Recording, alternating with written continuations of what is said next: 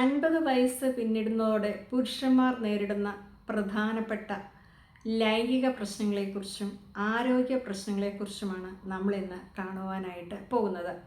പലപ്പോഴും പുരുഷന്മാർ അവരുടെ ലൈംഗിക പ്രശ്നം എന്ന് പറയുന്ന ഉദാഹരണശേഷിക്കുറവ് അല്ലെങ്കിൽ ശീഘ്രസ്ഖലനം ഇത് മാത്രമായിട്ടാണ് ധരിച്ചു വെക്കുന്നത് എങ്കിലും പല പുരുഷന്മാരെ സംബന്ധിച്ചിടത്തോളം ഓർമ്മക്കുറവ്, അമിതമായിട്ടുള്ള മുടി കൊഴിച്ചിൽ, വിഷാദം, ജോയിൻസ് പെയിന്, ഗ്യാസ് സംബന്ധമായ പ്രശ്നങ്ങൾ, ഇങ്ങനെയുള്ള പലവിധ പ്രശ്നങ്ങളും മിക്ക പുരുഷന്മാരും നേരിടാറുണ്ട്.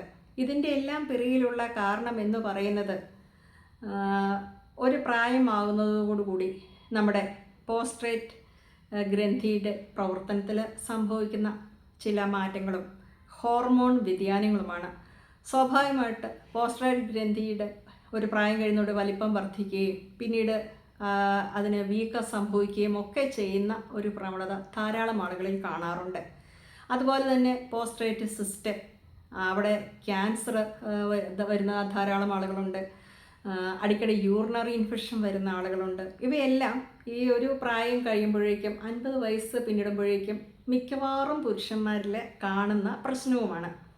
എന്നാൽ പലപ്പോഴും പുരുഷന്മാർ ഒരു കുടുംബത്തിലെ ബ്രെഡ് വിന്നർ ആയതുകൊണ്ട് തന്നെ ഇത്ര ചികിത്സയ്ക്കൊക്കെ പോയാൽ അത് കൂടുതൽ പൈസ ചിലവാകും, അല്ലെങ്കിൽ പങ്കാളിക്കും കുട്ടികൾക്കും ബുദ്ധിമുട്ടുണ്ടാക്കും, അല്ലെങ്കിൽ തൻ്റെ സുഹൃത്തുക്കൾ തനിക്ക് ഇങ്ങനെ ഒരു പ്രശ്നമുണ്ടെന്ന് അറിയുന്നത് മോശമാണ്, അല്ലെങ്കിൽ അവരൊന്നും അറിയാൻ പാടില്ല എന്നൊക്കെ ധരിച്ചു വെച്ച് പലപ്പോഴും പുരുഷന്മാർ ഇവരുടെ ഈ ആരോഗ്യ പ്രശ്നങ്ങൾ മറച്ചു വയ്ക്കുകയും അത് പിന്നീട് വലിയ ഗുരുതരമായ ഒരു തലത്തിലേക്ക് നീങ്ങുകയുമാണ് ചെയ്യുന്നത്. ഈ സ്ത്രീകൾക്കുണ്ടാകുന്ന ഹോർമോൺ പ്രശ്നങ്ങൾ, മനോപ്പസ്, ഇങ്ങനെയുള്ള കാര്യങ്ങളൊക്കെ നമ്മുടെ പൊതുസമൂഹം ചർച്ച ചെയ്യുന്നുണ്ടെങ്കിലും പലപ്പോഴും പുരുഷന്മാർ നേരിടുന്ന ഇത്തരം പ്രശ്നങ്ങളെക്കുറിച്ച് അവബോധമില്ല എന്ന് പറയുന്നതാവാം കൂടുതൽ ശരി. അപ്പോൾ ഈ പോസ്ട്രേറ്റ് പ്രശ്നങ്ങളൊക്കെ ഉണ്ടാകുന്നത് ഒരു പ്രായമാകുമ്പോൾ മെറ്റബോളിസം കുറയുന്നു, അതുപോലെ തന്നെ നമ്മുടെ ലിബിഡോ കുറയുന്നു. പൊതുവെ പുരുഷന്മാർ നേരിടുന്ന മറ്റൊരു പ്രശ്നമാണ് ശീഘ്രസ്ഖലനത്തോടൊപ്പം തന്നെ തങ്ങൾക്ക് പണ്ടത്തെ പോലെ പെർഫോം ചെയ്യാൻ കഴിയുമോ എന്നുള്ള ഒരു ആൻസൈറ്റി. സ്വാഭാവികമായിട്ട് ഈ ഒരു ചിന്ത ഇവരുടെ ഉള്ളിലുള്ളത് കൊണ്ട് തന്നെ ഇവർക്ക് പങ്കാളിയോടുള്ള താല്പര്യം കുറഞ്ഞു പോകുന്നു, ബന്ധപ്പെടാനുള്ള താല്പര്യം വളരെ ഗണ്യമായ അളവിൽ കുറഞ്ഞു പോകുന്നു. പക്ഷേ മിക്കവാറും ആളുകൾ ഇതൊന്നും ചർച്ച ചെയ്യാറില്ല, തങ്ങളിൽ തന്നെ ഒതുക്കി വയ്ക്കുകയാണ് ചെയ്യുന്നത്. ഇനി ഗ്യാസ് സംബന്ധമായ അല്ലെങ്കിൽ സ്ട്രെസ്സ് കൂടുന്ന പല വ്യക്തികൾക്കും ഉണ്ടാകുന്ന, ജോലി സ്ഥലത്തോ അല്ലാതെയൊക്കെ ഉണ്ടാകുന്ന സ്ട്രെസ്സ് കൂടുന്ന വ്യക്തികൾക്കാണ് കൂടുതലായിട്ടും ഗ്യാസ് സംബന്ധമായ പ്രശ്നവും ഉറക്കക്കുറവ്, മുടി കൊഴിച്ചിലൊക്കെ ഉണ്ടാകുന്നത്. അപ്പോൾ ഇത് വൈറ്റമിൻ്റെ മാത്രം കുറവുകൊണ്ടൊന്നും അല്ല. നമുക്ക് ഉറക്കമില്ലാതിരിക്കുമ്പോൾ തന്നെ സ്വാഭാവികമായിട്ട് മുടി കൊഴിച്ചിൽ, അല്ലെങ്കിൽ നമ്മൾ കഴിക്കുന്ന ഭക്ഷണത്തിലെ വൈറ്റമിൻ്റെ അഭാവം കൊണ്ടുള്ള മുടി കൊഴിച്ചിൽ ഇതെല്ലാം ഉണ്ടാകുന്നുണ്ട്. അതുപോലെ പ്രമേഹം, BP തുടങ്ങിയ അവസ്ഥ നേരിടുന്ന വ്യക്തികൾ ഇതിന് കഴിക്കുന്ന പല മരുന്നുകളും നമ്മുടെ ലൈംഗികമായ താല്പര്യത്തെ തന്നെ ഇല്ലാതാക്കി കളയുന്ന കാര്യമാണ് എന്ന് കൃത്യമായിട്ട് മനസ്സിലാക്കുക. ഇനി എന്തെങ്കിലുമൊക്കെ പ്രശ്നങ്ങളുണ്ടെങ്കിൽ ആദ്യമായിട്ട് നമ്മൾ ചെയ്യേണ്ട ഒരു കാര്യം എന്ന് പറയുന്നത്, നാട്ടുഭാഷയിലൊക്കെ പറയുന്നത്, നമ്മൾ പല കാര്യങ്ങളും അവഗണിച്ച് അല്ലെങ്കിൽ വേണ്ട എന്ന് വെച്ച് സൂചി കൊണ്ട് എടുക്കേണ്ട സ്ഥാനത്ത് തൂമ്പ കുഴ കൊണ്ട് എടുക്കുക എന്നൊക്കെ നാട്ടുഭാഷയിൽ പറയും.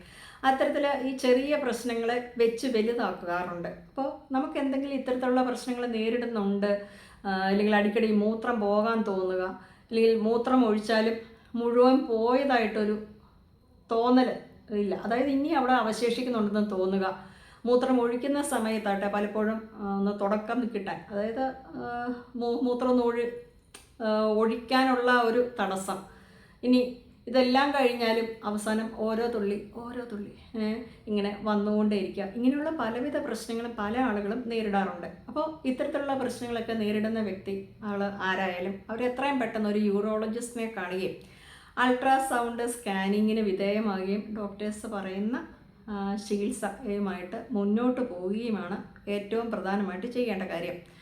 അതുപോലെ തന്നെ നമ്മൾ ശ്രദ്ധിക്കണം, ഷുഗറുള്ള വ്യക്തികളെയൊക്കെ സംബന്ധിച്ചിടത്തോളം ഈ അടിക്കടി മൂത്രം ഒഴിക്കേണ്ട അവസ്ഥ, അല്ലെങ്കിൽ രാത്രിക്ക് പലതവണയും റൂമിൽ നിന്ന് എണീറ്റ് പോകേണ്ട അവസ്ഥ വരിക, അടിക്കടി മൂത്രം ഒഴിക്കാൻ എണീക്കുന്നുണ്ട് തന്നെ പിന്നെ ഉറക്കം ശരിയാകാത്ത അവസ്ഥ, പിന്നീട് പകൽ അതിയായ ക്ഷീണം, ഇല്ലെങ്കിൽ പെട്ടെന്ന് ദേഷ്യം വരിക, ഇതൊക്കെ ഈ ഹോർമോൺ ചേഞ്ചസ് കൊണ്ട് ഈ ഒരു പ്രായത്തിൽ സംഭവിക്കുന്ന കാര്യമാണ്. സ്ത്രീകളെപ്പോലെ തന്നെ ഈ മെനോപോസ് സംഭവിക്കുന്ന പോലെ തന്നെ ചില പ്രശ്നങ്ങൾ പുരുഷ ഹോർമോൺ കുറയുന്നതുകൊണ്ട് അവരുടെ ശരീരത്തിൽ സംഭവിക്കുന്നുണ്ട്. പക്ഷേ ഇതൊന്നും നമ്മൾ അത്ര കാര്യമായിട്ട് ഗൗനിക്കാറില്ല.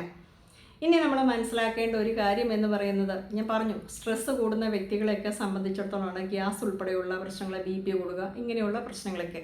അപ്പോൾ ഇനി നമ്മൾ ചെയ്യേണ്ട മറ്റൊരു കാര്യം എന്ന് പറയുന്നത്, ഇത്തരം പ്രശ്നങ്ങൾ നേരിടുന്ന വ്യക്തികൾ നമ്മൾ എങ്ങനെയാണ് ഇത് കൈകാര്യം ചെയ്യുന്നത് എന്ന് ചോദിച്ചു കഴിഞ്ഞാൽ, ആദ്യമായിട്ട് അടിക്കടി മൂത്രം പോവുക, ഇപ്പോഴും വയറിൽ മൂത്രം നിറഞ്ഞു നിൽക്കുന്നതായിട്ട് തോന്നുക, അല്ലെങ്കിൽ ഇറ്റിറ്റ് ഓരോ തുള്ളി വരിക മൂത്രം ഒഴിച്ചു കഴിഞ്ഞാലും, ഇങ്ങനെയുള്ള പ്രശ്നമുള്ള വ്യക്തികൾ ചെയ്യേണ്ട കാര്യം എന്ന് പറയുന്നത് ഇരുന്നു കൊണ്ട് മൂത്രം ഒഴിക്കാനായിട്ട് ശ്രമിക്കുക എന്നുള്ളതാണ്.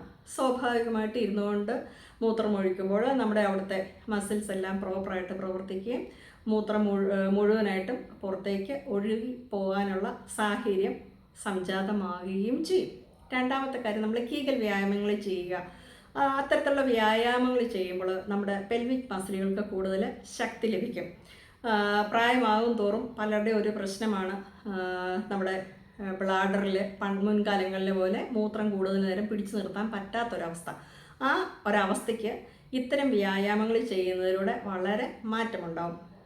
പിന്നീട് നമ്മൾ ചെയ്യേണ്ട ഒരു കാര്യം എന്ന് പറയുന്നത്, വ്യായാമം ചെയ്യുക, നമ്മുടെ ബോഡി വെയ്റ്റ് ക്രമാതീതമായിട്ട് വർദ്ധിക്കാതെ നോക്കുക. ഈ വ്യായാമം ചെയ്യുക എന്നുള്ളതിൽ നടത്തം നമുക്ക് ആവാം, സൈക്ലിംഗ് ആവാം, ഇനി നീന്താൻ പറ്റുന്ന ആളുകൾക്ക് നീന്തലാവാം. കൃത്യമായിട്ട് നമ്മൾ ഡെയിലി എക്സസൈസ് ചെയ്യുക.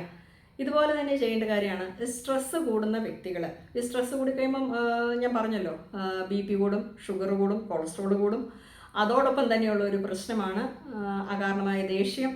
ഇനി ബന്ധപ്പെട്ടാൽ ശരിയാവുമോ, ഇത് പലപ്പോഴും ആൾക്ക് താല്പര്യമില്ലാത്തൊരവസ്ഥ വരും. അപ്പോൾ ഇങ്ങനെയുള്ള ആളുകളൊക്കെ നമ്മുടെ മനസ്സും ശരീരവും ഒരേ രീതിയിൽ മുന്നോട്ട് പോകുവാനായിട്ട് യോഗ കൃത്യമായിട്ട് പരിശീലിക്കുക എന്നത് വളരെ പ്രധാനപ്പെട്ട കാര്യമാണ്.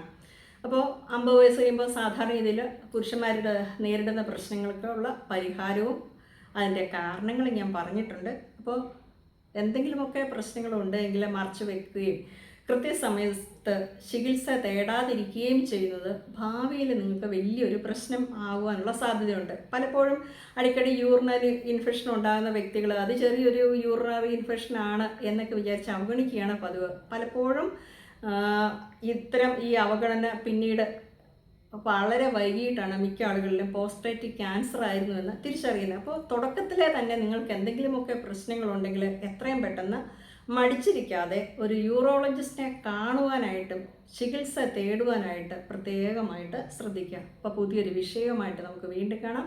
വീഡിയോ ഇഷ്ടപ്പെടുന്ന എല്ലാവരും ലൈക്ക് ചെയ്യുകയും ഒന്ന് ചാനൽ സബ്സ്ക്രൈബ് ചെയ്യുക, അതുപോലെ ഹൈപ്പ് ചെയ്ത് കാണുവാനായിട്ട് ദയവായിട്ട് ശ്രമിക്കുമല്ലോ. Thank you.